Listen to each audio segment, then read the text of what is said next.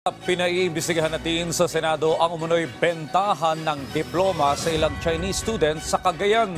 Kaugnay niya, nilinaw naman ng CHED na walang naka-enroll na Chinese national sa mga pampublikong pamantasan sa lalawigan.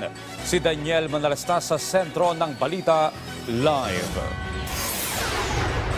Yes, Audrey, kanina nga kinalampag ng ilang grupo ang labas ng Chinese Embassy at nanawagan ng grupo na itigil na ng China ang pangaharas sa West Philippine Sea.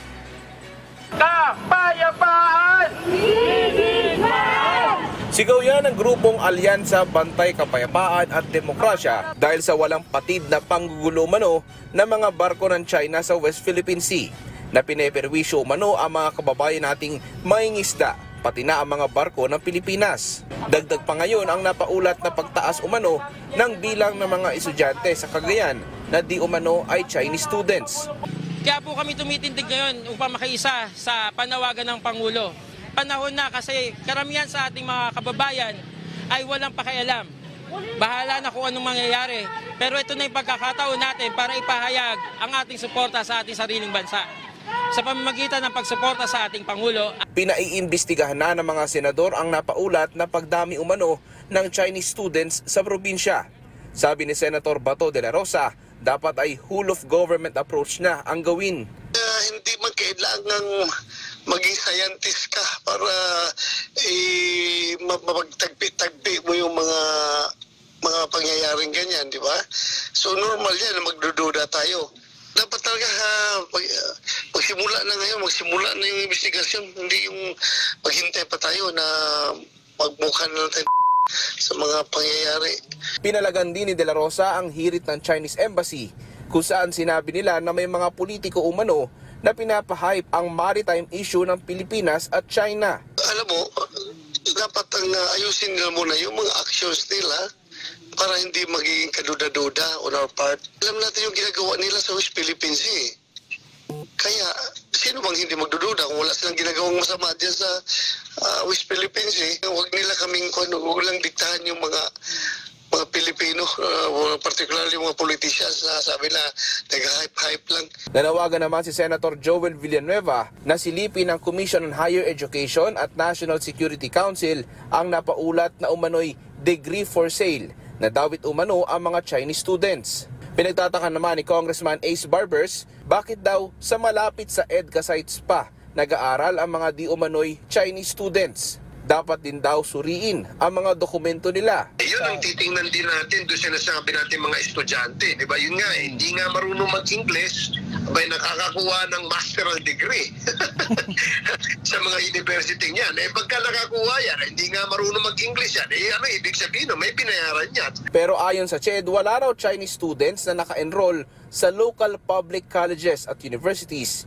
Pero may ulat ng mga Chinese students na naka-enroll umano sa isang universidad sa Tugigaraw City.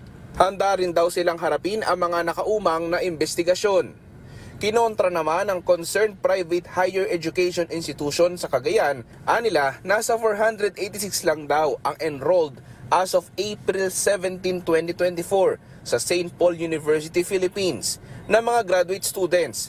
At iba-iba raw ang mga lahi nito at hindi lang Chinese students. Pinabulaanan din nila ang alegasyon na kailangan magbayad ng nasa 2 million pesos ang isang foreign student sa SPUP. Ang totoo raw, nasa $1,000 per trimester lang.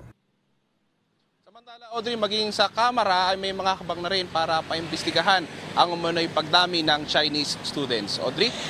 Okay, Daniel, paano masasabing may bigla ang pagdami ng Chinese students? Meron bang datos ang ating pamahalaan? At noon pa man, marami na rin namang mga banyagang mga estudyante na nag-e-enroll sa mga paaralan dito sa Pilipinas.